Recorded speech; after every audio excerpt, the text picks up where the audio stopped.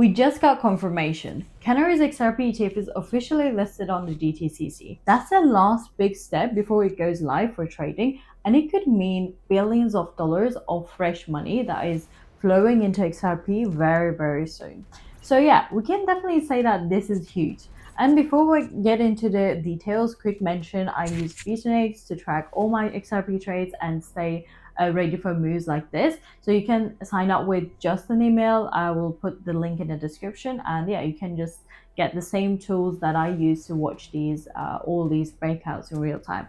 Okay, so all right, let's talk about why this matters so much. So the DTCC is basically the clearinghouse for US markets, and nothing gets traded on a major exchange without even passing through it. So when an ETF shows up there, it usually means launch day is very close. This will be the first ever spot XRP ETF, and when it does go live, big players like wealth managers, retirement funds, and even hedge funds will finally be able to buy XRP through their normal systems.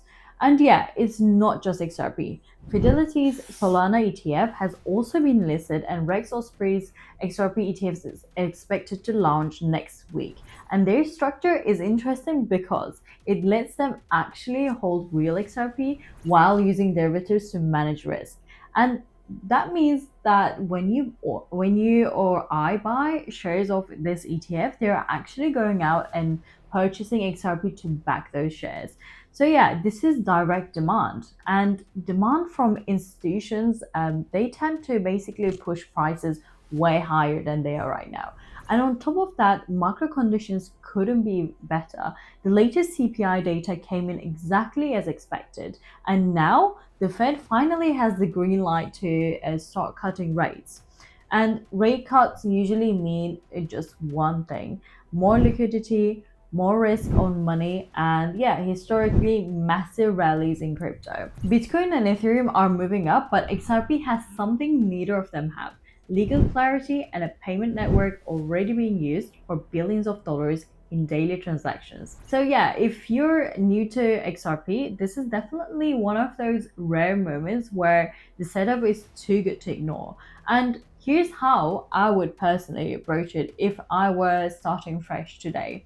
So the first thing I would do is don't dump your entire 1500 or 10,000 in at once, and buy in slowly, a bit every week, so you spread out your entry and don't get wrecked if there is a dip. Secondly, decide now how you will take profits. For example, sell a small piece at 5, a little more at 10, and hold the rest for those bigger numbers that we could see if ETFs really bring in institutional money. That way, you're locking in gains on the way up, but never fully out if XRP goes even higher than it is. And if you're wondering why XRP over Bitcoin or Ethereum, think about it like this. Bitcoin is great for storing value, but slow for payments in general. And Ethereum, on the other hand, is powerful, but still expensive and congested during peak usage. But XRP is fast, it's cheap, and now fully cleared for use in the US. And plus, with Ripple's new banking license, it's definitely positioned to be part of a real world finance. And yeah, definitely not just speculation.